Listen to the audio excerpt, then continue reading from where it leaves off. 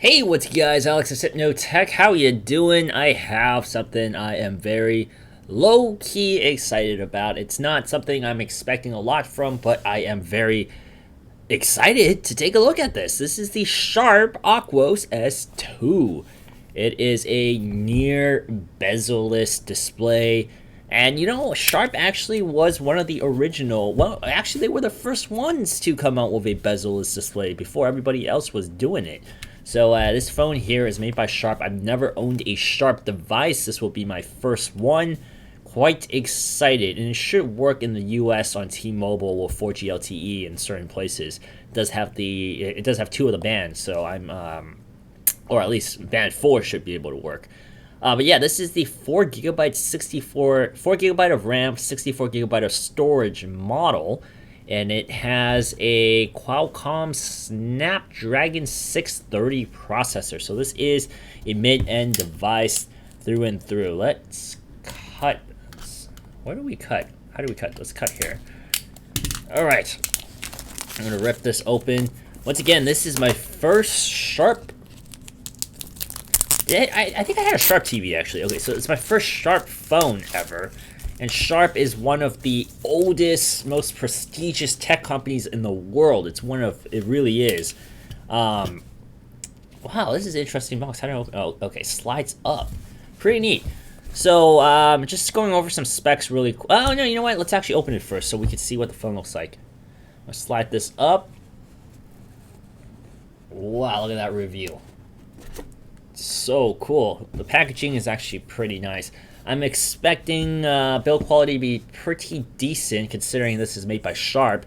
And Sharp, a little thing about Sharp that I did not know is actually Foxconn owns 60% of Sharp. So Foxconn, as you know, they make all the Apple devices, and they make the PS4, I think, and they made the Nintendo Wiis. So Foxconn makes some pretty good hardware, and I don't know how much this is based off of Foxconn manufacturing, but I'm expecting some pretty good build here. We do have dual cameras. We'll talk about that in a second. All right, let's peel that off. Take a look at the phone. That's what we're interested in looking at. Get that out of there.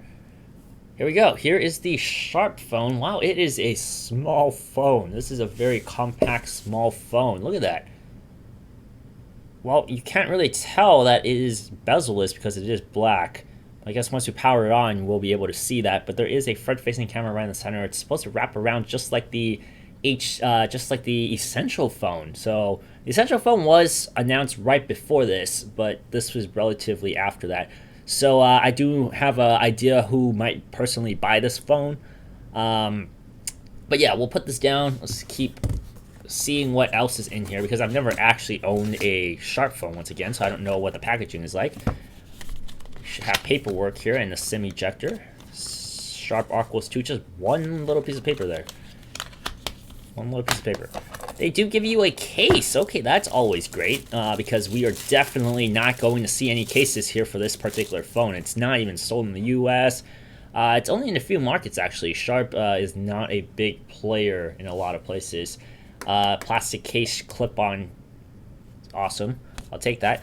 And then we have a USB-C charging cable.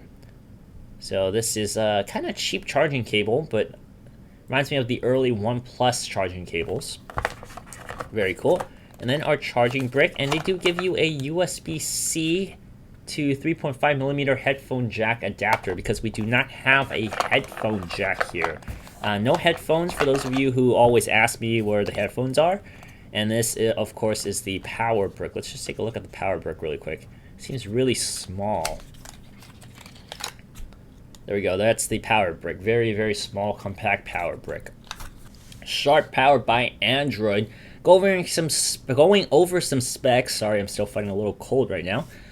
We have a 5.5-inch 1080p display. So it is 240 by 1080p because of the near bezel-less display here. And we also have a 12 megapixel rear camera. It is a dual camera system, so that's pretty interesting. It's 12 megapixels and 8 megapixels at f1.8. I'm not expecting too much from this camera. For this price point, I don't think it's gonna be too good, but I'm interested in trying it out. It doesn't shoot 4K, only shoots up to 1080p for video at 30 frames per second. So I've used the phone for a couple of hours, got a hang of it, and I'm gonna go through some of the features that I do kind of like here. I'm just gonna touch base on certain things. So this UI here, it's called Launcher 3. It's a UI from Sharp that doesn't have an app drawer, as you can see here. We see a lot of this in, I guess, Asian phones, but not necessarily Japanese phones. I mean, Sony is pretty stock, so I mean, Sony's the only other Japanese phone I've used, and I know Kyocera is a Japanese brand too, but I've never had a Sharp phone. But as you can see, the drop down, the quick settings menu is very stock Android-like. However, it does remind me a lot of EMUI on Huawei. So Huawei's skin, this actually kind of looks like that. No app drawer once again. You have your app dock there. Very clean installment, I guess, other than the app drawer missing. You do also have a theme store that you can, ooh, you can't use. Censor that. This is a family-friendly show. But there is a theme store, so you can change your themes. You cannot enable the app drawer no matter what. So this isn't kind of like how LG, where they disable it and you can re-enable it. I know like Echo also does that, but you can't do that here. In the settings menu, once again, I do really feel like this looks a lot like EMUI. It reminds me really of EMUI. 4.1 especially. It looks a lot like that settings here. You got all your settings here, but a lot of it is pretty similar to what you would see on EMUI.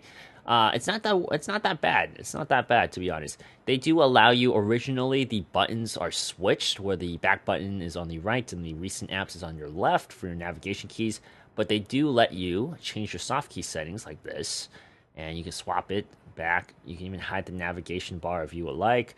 You can even have a suspension ball, the quick circle thing that you can drag, the overlay. I don't personally like that. You can also use your fingerprint as a navigation. So if you press it once, it goes back. If you long press it, it goes home. And if you swipe it, it takes you to your recent apps. As you can see, the recent apps is very iPhone-like and kind of like, once again, Huawei's EMUI during 4.1, where they have the iPhone-like scrolling instead of a carousel. You can swipe up to get rid of it or clear all. Once again, I keep saying this, it reminds me a lot of EMUI.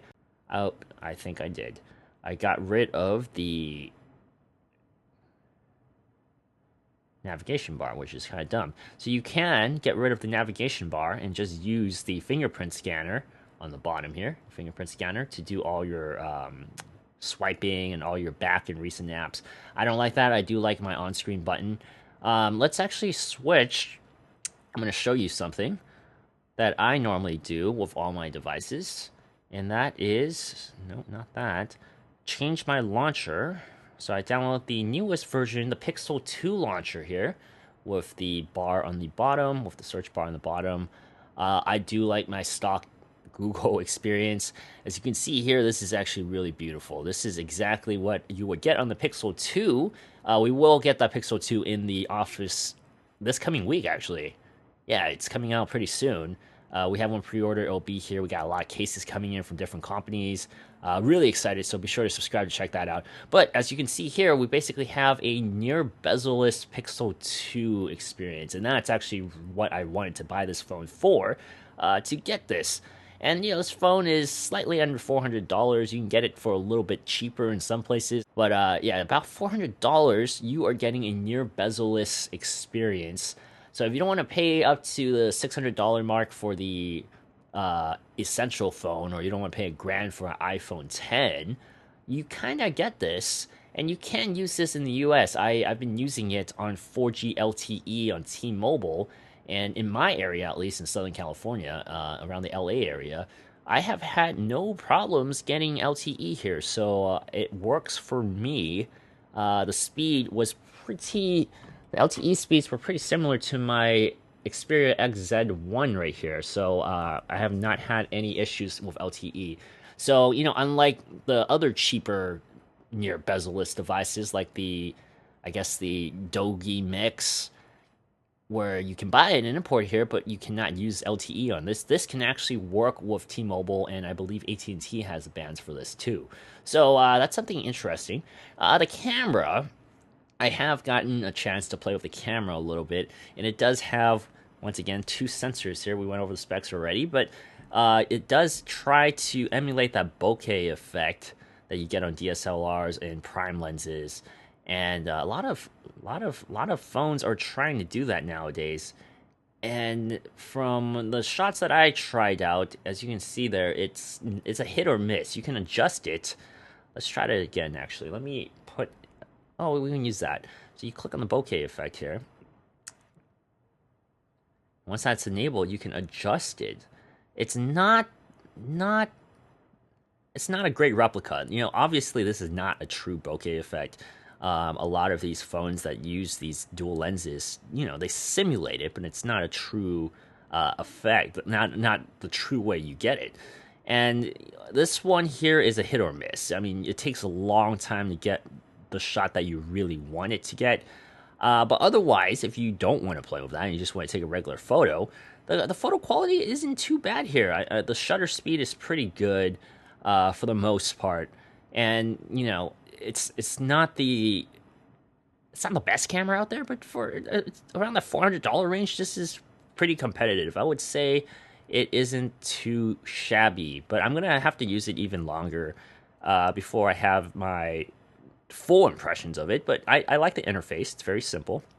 It's pretty quick and pretty intuitive. There's a lot of modes that you can play around with. There even is a pro mode for those of you who like pro mode and always ask me if there's a pro mode. There is a pro mode that is pretty self-explanatory, has all the things you need: the shutter speed, the EV, the ISO, the white balance, and of course the manual focusing. So it's not too bad. And the selfie camera as well, from my initial impressions, are pretty decent. So overall, the camera right now, I am not very impressed with it, but it is serviceable. What I do have to say too about the back is, look at all the fingerprints there. Like, that is really, I mean, it is glass, it's a glass back, but this feels a little cheap. It feels kind of, I mistook it for plastic. But it is glass. It's just not like the highest quality glass I've seen. It's definitely not an HTC U11 glass. But fingerprints get really dirty on here. I put a case on this, so like I said, they do have that case that they give you, so plop that thing on there. But otherwise, it's a pretty interesting phone. If you want a near bezel-less experience, other than the weird cutouts they have on the top, which is weird because it is a rounded corner, so I don't know why they didn't just extend the screen all the way over there, but it is slightly strange. But overall, I mean, this is a pretty neat phone for under $400, and if you really want a good display, this is a pretty decent experience with the screen. I'm going to show you some actual images in the full review, but as of right now, I mean, I'm pretty happy with this. The way it looks, the way it feels in your hand. It's a very small phone. The screen is a good size, but it feels great in the hand compared to the other phones. Like, just for comparison, once again, this is a Sony XZ1 with a 5.1 inch screen. Look how much smaller the Sharp Aquos S2 is compared to that. This is a 5.5 inch screen. This is a 5.1 inch screen. So just the bezel size is completely different. So definitely, I really like the size of this. Yeah, we're gonna end the video right there. I'm gonna do more videos on this. I'm gonna do a gaming test on this too, because I've never used this particular processor in here. So every time we get a new processor that I've never used, I usually try to do like a speed gaming test on it. And then we're gonna have a full review for this. This is a very exciting phone for me, so I'm definitely looking forward to checking that out. Once again, my name is Alex from Stepno Tech. Be sure to subscribe for more content on phones like these. These are like really obscure phones. And I'll see you guys in the next video. If you like this video, be sure to like, comment, and subscribe. Also, hit the bell button below so that you don't miss a single video in the future. I'll see you guys next time. Bye!